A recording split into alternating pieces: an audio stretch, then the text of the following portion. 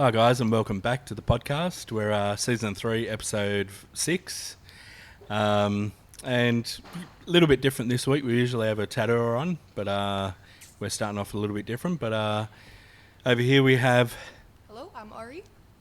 and we have a special guest this week, new to the cabin as well, but new back to New South Wales as Yeah. well. This is Zoe. Welcome. How you doing, Zoe? I'm good. Good. It's good to be back. Yeah. It's good to have you. I know. That's So I awesome. say, the national treasure has returned, and you're welcome. This is Maitland's national treasure, by the way. Second to Les Darcy. There's a statue going up of her in Maitland. Yeah. It's just her standing there, just in glitter, but Yeah. it's a statue, I love that. just not in the rain. Yeah, we're just manifesting that, but it will happen one day.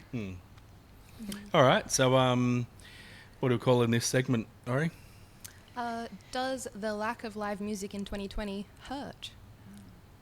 And it does. See, as really does, musicians, doesn't it? Yeah. we survive off many things, but one of them being our egos and self-doubt is a thing. So not having people tell us how great we are, it's a tough time. I will give you attention. I'll tell you you're great. Yes, I can do that. thank It's you, easy. Thank you. But the lack of live music does hurt because it's the best way. As a musician, as a performer, and also as a music lover. I miss performing as much as I miss going out and hearing live music and going to dance and things like that. So yeah, it does hurt. So and Yeah, it does. Hurts everyone's bank accounts. I was going to say obviously, the pockets start hurting too. So. They do. A lot of musicians do work other jobs, but we'd like to think that some musicians could just earn a living off of music, and that has obviously changed a fair bit this year. And sometimes this can be a good thing because then you can have to be a bit more resourceful and be like, all right, well, what else am I good at? And, or maybe I'm just going to go do work in here, which I probably wouldn't have even thought about doing that or getting back into that. And then I'm like, wow, this is fun, this is good. So, Yeah. Yeah. I was about to say, which leads us into yeah. Zoe is working at the cabin now. So Yes. that's one of the There's- questions, actually. So first question, isn't it? Yeah. So how long have you been coming to the cabin? And then she's pretty new, but how long have you been working here now? Well, so when I even before I got back to Australia, and my mum was telling me, she was like, "Oh, this coffee shop, the coffee is great, and all the staff that Pretty work good. there are so lovely," and so then I started, I started coming there, and then the coffee was great, and then you all got those nice slices in, so which I was like, just add that to the 2020, nothing with this COVID. Wait, you know what? Hey, I'm enjoying my life. I don't give a care. So then I started working here about a couple of weeks ago. So Yeah. which is good. So it's good. What are your roles here for people listening? What have you been up to at the cabin? Here I've been serving some sass. No, I've been serving some coffee, and so coffee, a bit of a cafe all-rounder.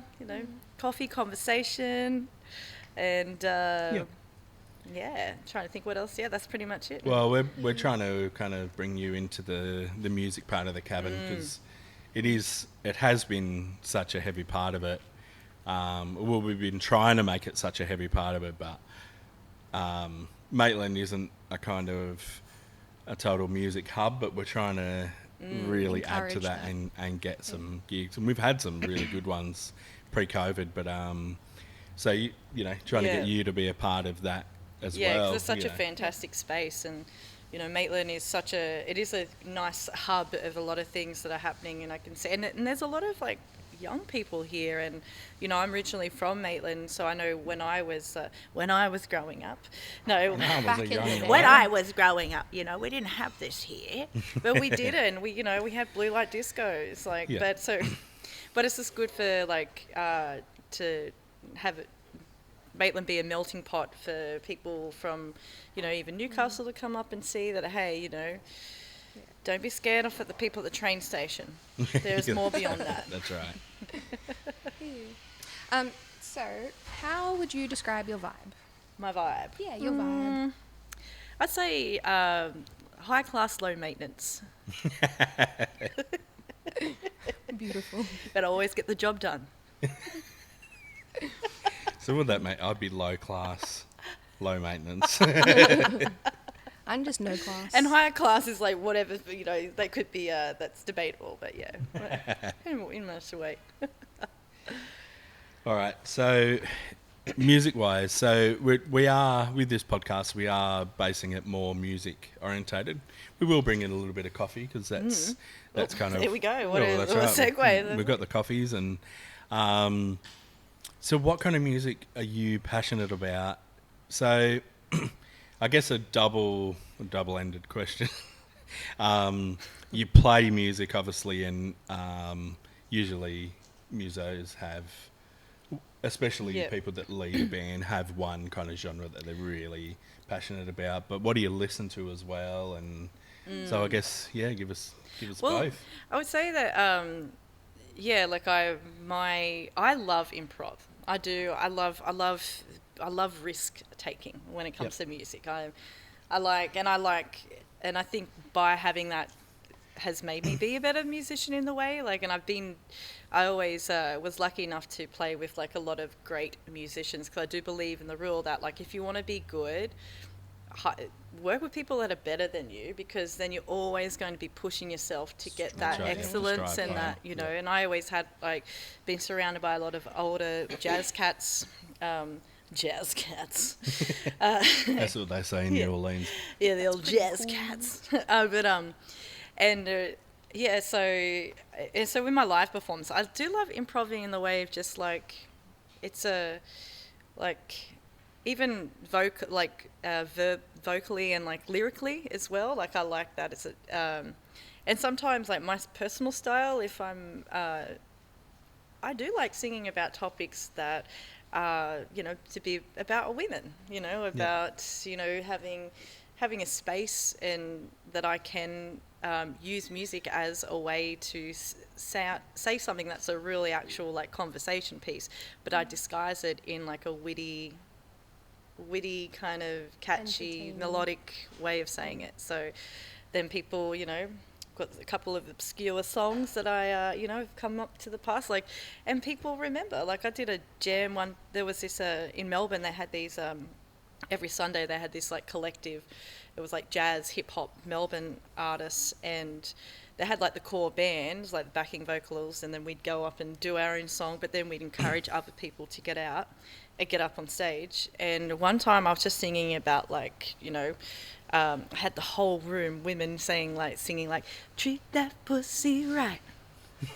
And then after, people were like, oh my god, everyone was like, that was so cool, because I guess as a woman or someone identifying as a woman, that to have that, to be able to like chant that, I don't know, maybe that's my ego being like, yeah, I made this happen. No, but it is nice. Well, and it does like why very empowering. people get very uncomfortable though. Like you have to be very, but all like old songs are all obscure, like, Jelly Roll, like, give me some of that Jelly Roll, like, and they're not talking about jelly rolls, like, And I always try to be clever with it. I'm not just, even though I was just saying, pussy well, but I always try to be clever and witty with it. But so I guess that's my style. But, I'm also romantic as well, believe it or not. The sensitive Cancerian. So, I've got an emotional side and I don't forget easily if you hurt my feelings. So then, can write a good love song. So you kind of call what you do new soul? Yeah, kind of like marrying. And I've only just started in the last like 5 years, kind of my sound's changing towards that, because I was like, oh, I like jazz and I like soul. And, I've always been told, like, sometimes, like, oh, I'm too jazz for, like, a soul lineup, or, like, or I'm too soul for a jazz thing. I was like, well, I called my last album It's Just What I Like, because my music style is kind of in between it, and that's what I mean. It's just what I like, It sounds so strange to have, like, exclusive categories as well. I know, it's like annoying. develops and includes Yeah, other genres. and it's just like embrace it. whatever and feel they Yeah. think, what they consider jazz, like, you know, like Yeah, that's right. Well, we had the same thing, like touring with my band, the Casino Rumblers, which you've seen Yeah, back in yeah. the day, and basically it was just a punk rock band, but heavy rockabilly influence. And because we had a brass section, people were like, "Oh, obviously a ska band." Yeah. We didn't have one song with an upbeat, which is everything about this about ska. So it was the same kind of thing. Like we'd turn up to a gig and they'd be like, "Oh, so you're a ska band?" Or no, you just got horn section, and oh, well, you'd have to be a ska band Yeah. or a jazz band, or It's like you they know. say that people, hear with their eyes. Yeah. Sometimes, yeah. Yeah. Yeah, but that's why I've been like... But that's funny, like in Australia, like I remember I wanted to play at this really good jazz venue in Sydney, and then this guy, the owner, he wrote me this email, and it was kind of a little bit condescending, and it was like, but you know, I'm used to like that level of rejection in music, like I don't know, it gives you such a tough skin that I'm like, because me personally, I don't like every genre in the world, so like what's not for me will be good for someone else. So if someone does like my music, hey, cool, like Yeah. you know, and but yeah, it's quite condescending, and it was like, you know, we like to have a jazz standard, but I really feel like being petty and being all like messaging him and saying like, hey, you remember hi, I'm Zoe K, you know, I just send him like a little clip of me playing at this jazz festival in New Orleans, the birthplace of jazz, you know, like Rub it in, festival that's quite hard to get into. So I was just like, you know what? No, but you know, I wouldn't be petty though, but I always kind of think, well, there you go, you know. Yeah, well, it would be like heaps disheartening. It sounds like it's like this elitism. Yeah. Kind of thing. It's just, Yeah, there definitely is that in the industry. And in Australia, especially in jazz, there is, because a lot of jazz players went to like universities, so they're like that they're It sounds so educated. snobby. Yeah, they get that educated, like that classes kind of thing. That's why it's like they all study it, and like people that have studied music have this whole thing against people that haven't. You know, there's that still. Yeah. Yeah. I toured with a swing jazz band, so real 40s big band style, and so I've always been self-taught, and I could read but not very well at all, and I couldn't sight read. Yeah. But ear playing, I Yeah. was all over. So I toured with this swing jazz band, and they were just like, we have to get you, you know, love your playing, and just a bit more edge than like from that rockabilly background. So we started a tour. It was like, I can't remember how long the tour was, but he just hands me all the sheets, and I'm like, oh Feel no, the recordings. I'm like, when we actually booked the gigs, we were drunk at the time, and I'm like, yeah, I can't read, but you know, blah blah blah, and anyway, he'd forgotten that, obviously. Gives me the charts, and I'm like, oh, I don't sight read, and he was just like, colour dropped out of his face, and he's like, what are we going to do? I was like, just throw a key at me, and you know, that's it. That's all we're going to do. Yeah. And at the end of the gig, it was just like, I can't believe you did what the jazz guys do. Exactly. Without, you know, it's like, well, I just learn a different way. It's not. Yeah. Neither of it's better, or you know, I just learned this way. I couldn't have gone to school to learn that. That doesn't sit with me. It's like passion. Yeah, and it's so that It's like whole immediate kind of judgment. It sounds like. yeah. Yeah, you get like, especially in Australia, there's like guys that have been to jazz school, they'll have like their jazz jams. And like with all like due respect, like you got some mad players, and they're amazing. Yep. And they've dedicated that, and it's like, I've got a lot of respect for anyone that wants to put time and effort into dedication. But yeah, I hate that snobbery that comes with it. But and you don't really get that in New Orleans, because it's such a, everyone plays on the streets. It's all like, it's like, you know, families and families. It's like, so it's like, and then like me also with as a vocalist, like it's more about, for me personally, like to have a nice tone. Well, with any instrument, you know, the tone is such a crucial thing. It is. Like I'll be listening to a singer, I'll be like, oh, that sounds like, even just like, well, I could know it's this person with their you know, just, you know, who's playing. Even guitar players, oh, that's, it's got the same tone as, you know. It sounds like the appreciation is different. Like there's the appreciation for like playing and enjoying it, rather than just like academic knowledge. Yeah. Yeah. Because sometimes people, you know, that haven't been to university, it's because they can't afford it. So there's that class kind of elite, Yeah. you know. yeah, I know this definitely. is like music kind of themed, but it sounds like the coffee industry as well, from like what I've experienced. Like I haven't done any like formal coffee training. Like everything that I've learned has just been through trial and error, and like my passion for coffee and my self-taught and like just guidance from people around me who are passionate about coffee as well. And it's just like, it's not this like exclusive little club of like you're not a part of it. It's just you have that love for it. It sounds like it's similar in the music scene. Yep. Yeah, 100%. it is. Yeah, definitely. So I guess that gets on to the next couple of questions, but now you're back kind of making coffee. What's your kind of favourite thing to do? Favourite coffee to make, or what are you kind of enjoying? Well, you know, you know, it's not my first rodeo, but it had been a minute since I got behind the coffee machine. So, you know, the first couple of coffees I made, very questionable, very, you know, like a little bit of froth in my life, but not that much. I know I can appreciate a nice, like, I love, my favourite coffee, well, am I going to sound basic if I say latte? No. You're not going to hate me. Lattes are nice. Yeah, because then if you get it nice, and then you can do little, Yeah. you know. I think Little lattes latte are like art. such a nice, happy, comfortable, like comfortable thing to drink with different levels of niceness. Like there's the coffee, and then there's the foam, and then there's like when it all mixes together, and then it looks pretty, and it's just jiggly. So I think that's not basic. So am Yeah, I I after think it's good.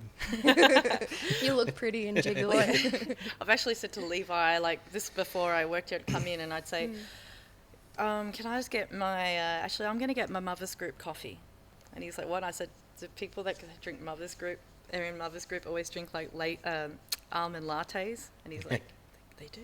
I was like, okay, this is my Karen coffee. I'll call it my Karen. So that's what I call it, Karen coffee. And then it got hot the other day. I'm like, you know what? I wanted an iced latte. I was like, I'll get Karen on vacay. Yeah, but I do. Yeah, I'm still. I do. But back in the day, geez, sound like I do like. I used to drink like more short black espresso and like macchiatos. I do like. I used to drink them just when I was in Melbourne, but I was working like 5,000 jobs, so Yeah. that was my Tell little. us a little bit more about Melbourne, like working in Melbourne back in the day. Back at in the day. Boutique cafe that you used to work in. Like, how does that compare? Back in the 30s, Back in the old 30s. The way well, back when when back in the day. jazz started. when you were a youngin'. Well, we had to go source the coffee beans ourselves. No, We kind of did that. yeah. I know Back you in the guys have day. that, like- Yeah. Yeah, way back when. Yeah, that was good because I moved to Melbourne probably about so I probably moved away here close to about 10 years ago, and then a big chunk of that was in Melbourne, and it was good because I love the hospitality industry there is amazing. It's just like the food and just but the coffee scene it's really good. I worked for this cafe, and it was called Crimper because it was had this amazing big sideboard that was made by a designer called Schulen Crimper, and the sideboard itself was like crazy expensive, and it was like right in the hub, so they named that after it, and it was just like this big space that had like the old school lifts that they made into like a little booth thing. The baristas there were like one of them was from Proud Mary Coffee, which is there, and it was a beautiful, it was nice to work at, and but it was they don't mess around with their coffee. It sounds very polished and Yeah, beautiful. and it was cool. And the other thing, and it's similar here. Like I love that you can express yourself in a coffee shop. Like Like the cabin is very raw. Yeah, It's very human. I think is a little bit different. wear what you want. Like wear something funky and cool. Yeah. there's no uniform, so when you're not uniformed, you can be yourself more. So it's like when you're in a work environment, it's better. And but they would have one person on the milk and one person on the shots, and then some you'd have to, when you'd serve the coffees, have one there, and one there, like the sauces. That's not my strong point. No. I don't know what it is. I think that when you carry coffees, you could be going good, and then,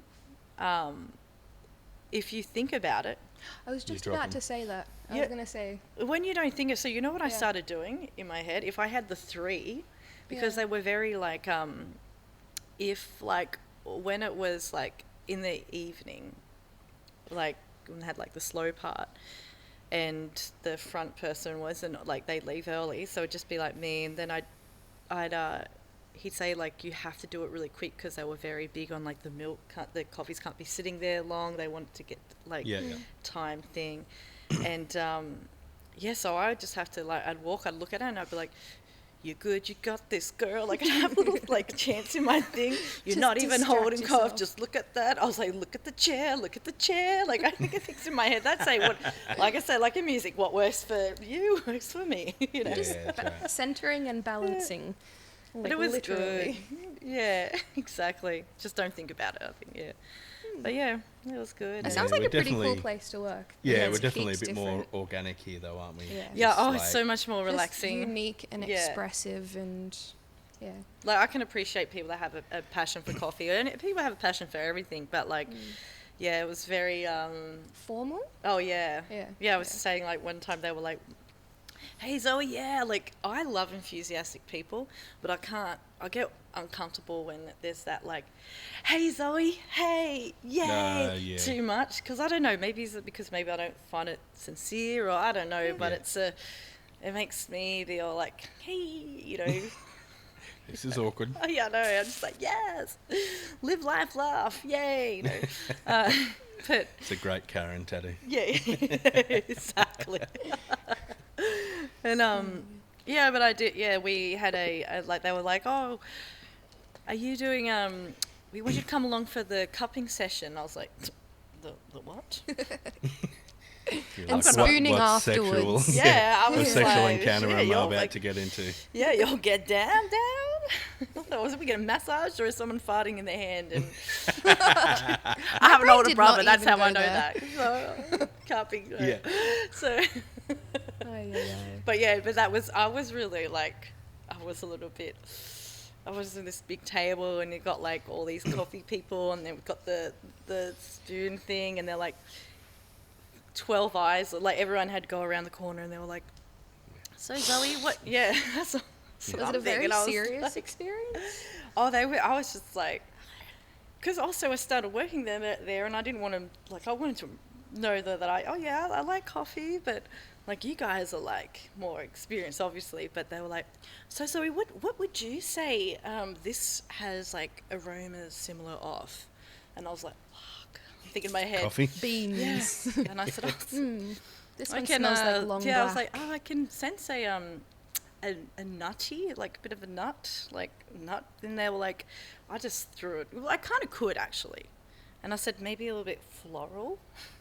And they were like, "Oh my God," I thought they were going to lose it. They were like, "Oh my God, exactly, yes. Well, this blend here is and I was like, "Thank you, Jesus." Because in my head, I was like, "Oh God, don't get this wrong." Think, Zoe, in my head. What is it? Yeah, cool. All right, well, that'll probably finish our first section, hey? Yeah. It's good. So stay with us and we'll get into the next sections. I was going to stay for the meat and potatoes. Basically, it's going to be a lot based around influences both of us have had through life and that kind of thing. But yeah, stay with it. Yay.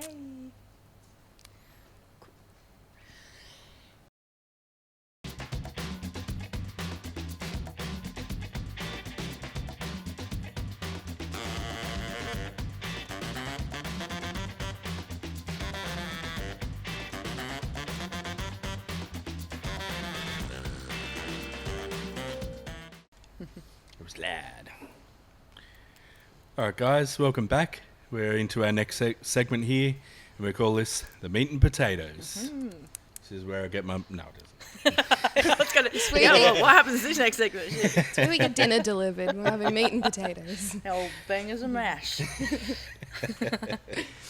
All right. So, we're going to kind of delve into a bit of our history, as in like the music scene and that kind of thing, and then Zoe's done some travelling, which we touched on earlier in the podcast, but we'll get a bit more into that. But how do you want to head it off, Ori? I think starting with some information about like the New South Wales music scene and like what you've experienced and what some knowledge that both of you have picked up along the way, I think would be pretty cool. I think it's interesting. Yep. So kind of home Just live, scene, yeah. and then where that went. Yeah. Yeah. Yeah. Cool. So what's your live music experience in Sydney? Well, me personally, I haven't really played much in Sydney. I focused on, when I was still living in Newcastle, I would do I went there just like when I went to launch my album, or if I got asked to be on a bill. What's a bill? Oh, so a band bill. So if it's like pretty much Like that. Yeah. Okay, Oh, cool. yeah. That's So- the best way. Yeah. So if Your there's posters, your headliner, yeah. that's Yeah. called a bill. Okay. Yeah. So, which could just be like, so I do like, there's some nice venues, there, but yeah, I was like, oh, well, am I gonna, like I played a lot in Newcastle, and I was happy with what I contributed to myself for my own music growth, and I thought, oh, okay, it's time for you to move on. Where are you going to go now? And then I was thinking Sydney or Melbourne, but I ended up putting more of my energies in Melbourne, in that live music scene there, so that was really Melbourne's good. always been Yeah. amazing. creative. Yeah. Because I think with Sydney, with all like the lockdown, the early, the bars, like, what do they shut them down? Not the lockdown, like Yeah. COVID. Not but COVID, but yeah, they changed the Lockout drink laws. lockout laws and that for people overseas watching. What was it? 1 a.m. Yeah, 1 a.m. wasn't it? Yeah, one Uh, You had to yeah. be in a Lockout, venue. yeah. Is it still going? I think it is. Yeah. It's going to be lifted. I think they said, the 1st or 2nd of December. So the lockout laws is being lifted. Where we're going to Oh, the try and lockout make, laws as well. Yeah, they're going to try and make Sydney back into a 24-hour city. Ooh. So, Yeah, wow. Yeah, that's I think they're just testing it and trying it out in small sections. Like when they implemented it, it was like in sections first, and Yep. yeah. Yeah. That was implemented a lot from those One Punch. I was going to say Yeah. it was from those So 2014 Dudebro is when it was implemented. wannabe Yeah. guys. And it was King's Cross where, Called the where it Coward started. Punch now. Yeah. The Coward Punch, not the King Punch. Yep. I It's just not what it- actually lost a friend this year, like 3 weeks ago. I 2 weeks heard, ago. yeah, Holy is it moly. Maria's friend? I heard that. She told me that was, Shannon. it's fucked. I don't know if you I've- ever spent. I time with met him at Maria's brother's house. I don't know him, but I always remembered him being like Yeah. good energy. Yeah. Yeah. It was crazy. Yeah. Yeah, he used to run a lot of gigs in Newcastle back in the day, like so early Rumblers, my band days. He put on a lot at the Lucky, the original Lucky. Oh yeah, that's probably where. Yeah. Oh god. You would have been to them, wouldn't Yeah. The Wednesday night, the Luckies get those $2 shots. you? Yeah. Yeah. When so was he's- this? Like a long 2000. Oh god, now we're 2006. sounding like the people that used to say, "Oh, back at the JR Yeah, days." Yeah. 2006 Wowee. maybe? Yeah.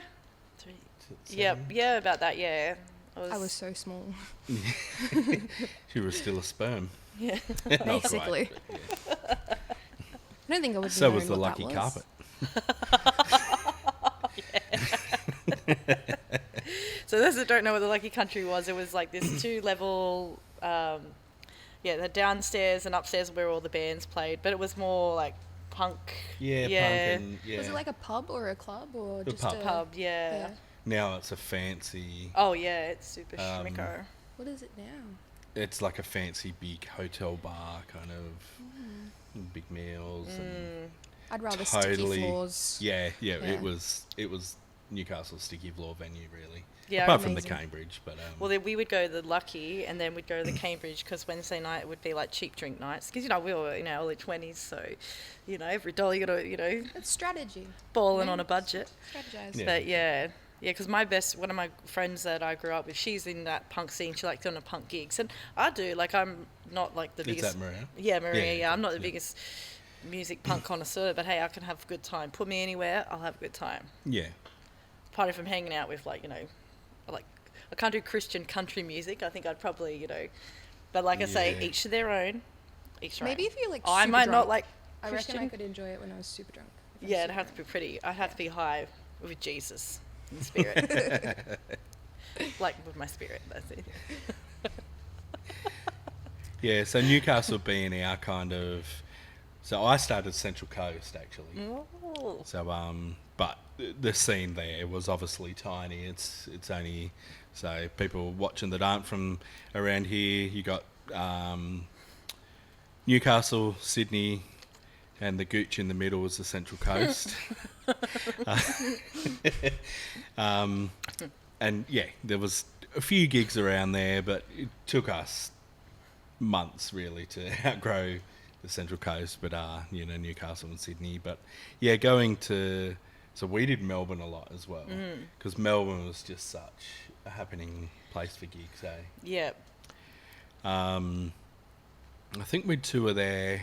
We were touring there once a month for ages. Yeah. We do at least once a month down there. That's a distance. Yeah. Always driving too, but yeah. Nice little road trip. Yeah. What was your kind of favourite Melbourne venue? Because there were some great ones down there. Yeah, like when I had a list of things I wanted to achieve, like of venues I wanted to play at, and I like them all for different reasons. Like, did you ever play at the Old Bar? Yes. Yeah. I like the Old Bar. Joel, who runs that, he's really dope. And that was one of the first things. I was like, I want to get a residency at the Old Bar every Sunday. And I did that, and which is also good. Like, I was telling an artist friend of mine who's she's younger than me, and I was just giving her tips on things like marketing and that. And this is why I also don't understand why bands don't do it. I don't know why bands don't promote themselves, posters, blah blah. Because you're not promoting the gig, you're promoting yourself. Yeah, that's right. Because I had this residency gig, so I'm like, wow, so I had every Sunday, so I'm playing 4 times a month really. So exhausting. I was putting big posters all myself around, all up in Fitzroy, surrounding Brunswick. So then I get people that like other musicians in Melbourne, because this is like in the first 2-3 months I moved to Melbourne, and they'd be like, hey, yeah, Zoe, I see you out there playing, you're doing your thing that makes you look like, even though I've only really played 4 gigs a week, they'd 4 a familiarise. month. But it's just like, so if it's for a gig, say if you've got a gig on the Saturday and you put a poster up and then it stays on there for 3 weeks, that's still 3 weeks that your name has been up on like some real estate. Right. It's just like, it's self-shaming, like shameless productions like over here. Why not? We used to do the poster companies. So you'd pay, and there was... And and they would put them up for you, and then there was a stage where we had a street crew. Do you remember street crews? Were they the people that would do the poster run? Yeah, for so you? it was just You paid them, just and have, then no, they were like fans of the band would make a little crew. Yeah. So we would pay for the posters, but they would go and put them out for us. I don't see any posters like around Newcastle, which is so strange because like I'm from.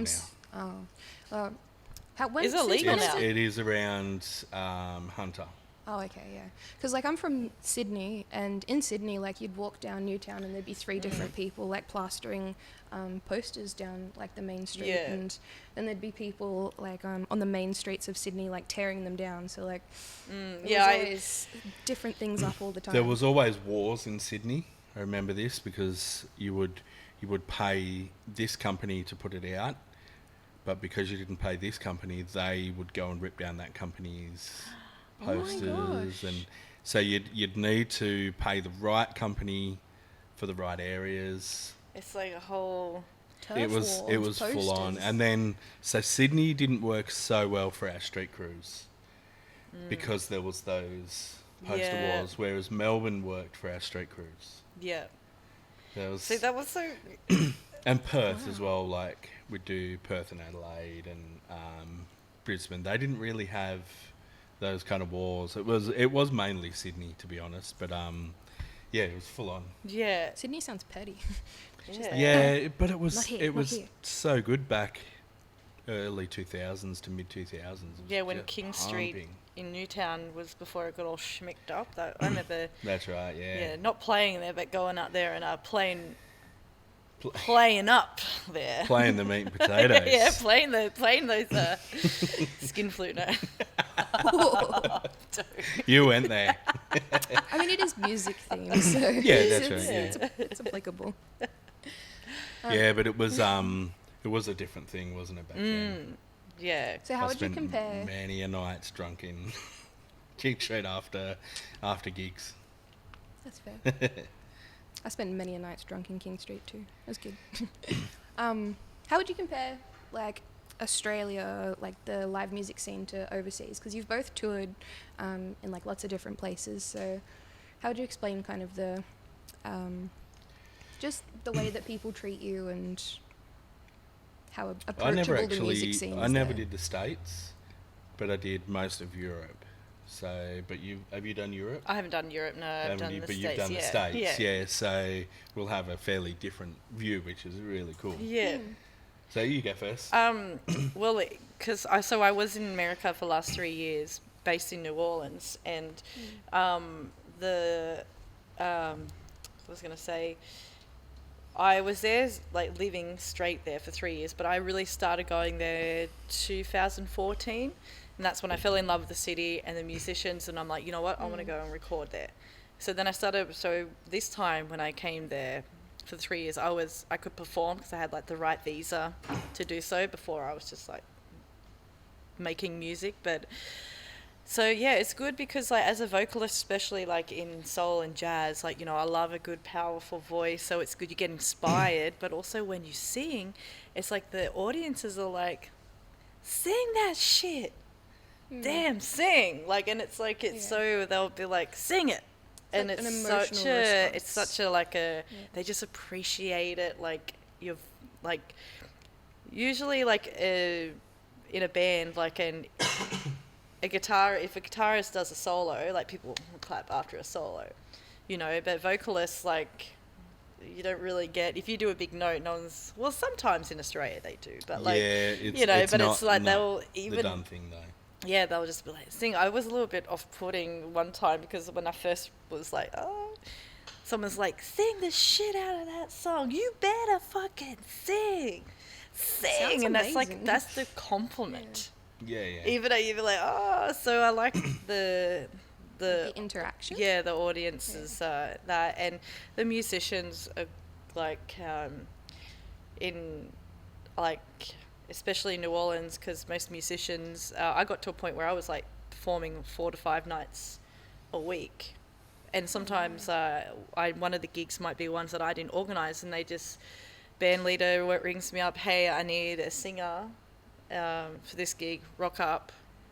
Like, I'll get the set list before, I kind of know that song, if not, you know, I'll work it out, and no rehearsal, boom. Yeah. I love that, because, you know, I love rehearsing, but then I know, Yeah, I love not rehearsing. yeah, these okay, days. I don't like rehearsing. I do, but I'm just so used to not having to do it all the time, like, you know. But yeah, so I guess it's nearly 30 years of rehearsing for me. yeah, Holy moly. yeah. So, and that's the thing. Once you, that's yeah. So I think in the terms of I love the audience like Reaction? in interacting, and also because it is the birthplace of, like, jazz, New Orleans, and then just their music, they're so, like with the soul music as well. You go on a bank, you just, like, be in the bank line, and I realized, I was like, wow, like, there's playing soul music. Like, it's not, you know, on our radio stations here, we just have, like, the top 40 commercial radio stations. There they have, like, so it's, like, so normalized to have, like, to hear Otis Redding, like, at I 10. think it's like a part of the culture. Yeah, Culture, of course, so you're yeah. like, and I guess, Yeah. it's like more, like, they're more educated in soul music, so it's more appreciated. Whereas sometimes when I play songs here, depending, like, that's why I have to be very selective of what venues I play at, because, you know, I don't want to, you know, Well, don't. It sounds like the audience would have like a better appreciation over there because it's something that is passion or like heartfelt by the sounds of it. And the set list too, like I can put, like, if I'm doing a song that requires me to do original songs, with the set list I can do like some songs like like Erykah Badu's song Orange Moon, which is got a nice pretty jazz feel to it. Here if I did it, people would be like, oh, I don't know what that is. So like, oh, I don't know, lost. like I'm used to hearing this in this environment, so do you know any Darryl Braithwaite? Do you know Horses? Yeah, I was about to say that's the do you know Kaysen? Yeah, Kaysen. And well, I guess like New Orleans is the birthplace of jazz and like blues and that kind of real emotional music. And I think also like the workload of the musician, like we'd be doing 5-hour gigs, and you don't get like with the like, because you become a musician, but you also become like someone that's you're a businesswoman as well, because if you have a bad stage presence, you can't Just get won't tips. get the gigs. Yeah, and you can't, like, because it's a very tip base, so you won't get a guarantee most of the time on Frenchman Street. So you have to really know how to be like how to work the audience. Because if you it don't sounds have very that, complex. It's not just. I remember I'll be singing and be like, I know we're in our head, like, oh, okay, we've just been playing a 2-hour set, we're gonna have to take a break soon, and then I see like, 6 people have just walked in. Oh, okay, and in my head I'm like, oh god, now I'm gonna actually have to do another 4 songs to get them to put money in the tip bucket, and then if they buy drinks, we get, like, this is all in my head It's whilst like I'm performing. psychological math equation. Yeah. And that's what makes a show person. You'd be like, oh yeah, we got that. So coming back here and seeing people get, Got to hustle. yeah, oh, it definitely is, and I like it. It gives you, like, when I came back here and I had to do like a 2-hour gig, I was like, phew, 2-hour, yay. This is awesome. Easy peasy. And it's And weird because guaranteed that money. portrays over to our the tattoo world here. Like you really have to hustle in this tattoo culture in Australia to make it. And you know, like talking to my apprentices, it's like, all right, you know, you really have to. So it's like putting the posters up on. You know, you don't put posters up as tattooers, but you got to be posting regularly. You've got to. Have Where's a your target flash audience. sheets? And it's the same thing. Yep. It's the arts, you know, so Yeah. so it all kind of melds Relates. together, I guess. It relates, Yeah. that's the word I was thinking. Yeah. Because you do have to like advertise yourself and what you're offering and get people enticed and And entertained and coming back, develop a rapport with. And like, what's so special about you that they're going to spend their money on? So you have to be, and you know, Americans, like, they have that whole American dream, and it's true. I do like the entrepreneurism that being in America, it's like made me, because it is a hard city to live in financially. So you have to kind of get on that hustle mode, and the grind is like, but what was I going to say? Well, it sounds like the mentality has to be completely different. Like your approach to it, I guess. Because Australia has that whole, like, it is true, like that tall poppy thing. It does, yeah. It's like, oh, you know, they tell you you're not good. Like, you know, I could get old mate, they'll say, hey, like, I don't think you're jazz enough for this gig. Like, who writes that? No one would, like, you know, cool. But then, so then what I do, I become better. I'm like, all right, cool. Well, you know, I'm still going to do my thing. And then once you become good, you get told, oh, you're too good. That's like the whole thing. It's like, if you're not good, they'll tell you you're not good enough, so you work on it. And then they'll be like, hey, but can you not be too good because, you know, we're going to think you're up yourself or something. Yeah. Right? It's the Australian way. Sounds confusing. Sounds very confusing. Yeah, so I toured Europe, so, and it was totally different. Europe's like people thanking you after gigs, so it wasn't kind of them yelling through it, and they would get into it so much, and like you'd have a lineup of people to thank you, like thanks so much for coming to our town, and like it was a real thankful kind of cities. We did lots and lots of cities, and then you would see the changes between. So we did a lot in Germany, then we did Scandinavia, right the way through Scandinavia, and it was just so awesome. You know, just totally different to here. Yeah. You know, no one had asked for covers or, Exactly. Yeah. Yeah. you know. Do you reckon the audience in each country is like different as well, the way that they react to like shows and stuff? Oh yeah, yeah. Yeah. Even in Australia though, when you were, so most touring in Australia is done the East Coast because it costs so much. We've done Perth a load of times. We've done Adelaide as well, more, but it is so much cheaper to just go up and down the East Coast. So true. Reckon But there's more Melbourne- venues as well? What's that? Is there more venues along the coast as well? Like, Way more yeah? venues. But like Melbourne was so different to Sydney, which was so different to Brisbane. So them being the three majors. Have you done Tassie? I haven't done Tassie, no. Yeah, Tassie was more like Europe. Oh, really? Yeah. And Brisbane, I would see maybe even a little bit more, kind of like Newcastle, but a little bit of an American kind of vibe. Yeah. I found. So a lot more getting into it, and yeah, it was really good. It's a great place to tour. Where was that one? In Brisbane. Brisbane. That Yeah, was Brizzy. yeah. I went there once.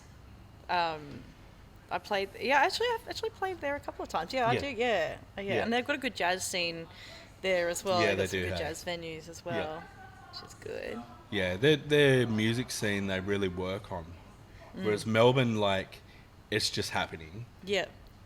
But I find Brisbane, they really put some energy into making their music scene Yeah. a good thing. So it's, so that's... Well, my sister lives in Brisbane, and she's been saying it's like Melbourne, Zoe. You'd love it. Oh, Yeah, really? she's like, like this, and I think they're starting to also like the food part as well. Yep. Like there's a lot of good food places to eat. Yeah. To Nothing can attract ever be as people. good as Melbourne, but you know. Yeah. So. Yeah. All right, so we're kind of coming towards the end of the... I was trying to show you we were at 20 minutes. All right, cool. All right, so we're kind of coming to the end of the podcast, but anything you kind of want to share before we finish? Put you on the spot. And well, I guess if I'm going to do a segue, it's this, but I am very excited to be back here playing music and I realised I haven't really done like a I'm back kind of gig yet. So maybe I might do one here, do a live recording. Yeah, so I was gonna say that we're setting in some dates for Zoe to it's a play really good here, so space. you guys so will get to keen. see Zoe. Mm-hmm. And then live recording. So for people that are watching that are musical, a bit of a plug for the shop as well. We are doing like live streams. We're doing gigs. We've got the full recording studio. So hit us up. But we are going to do some stuff with Zoe soon and release it. Yep. And yeah. Yeah, it's a good spot. You Yep. know. All right. So that's season 3, episode 6 done. Yeah. Make sure you we're doing every week now. We're pretty on the ball now with making into it it. happen. It was hard to get the flow, but we're getting there now. So we'll see you guys next week. Thanks for tuning in. Bye. Thanks for having me.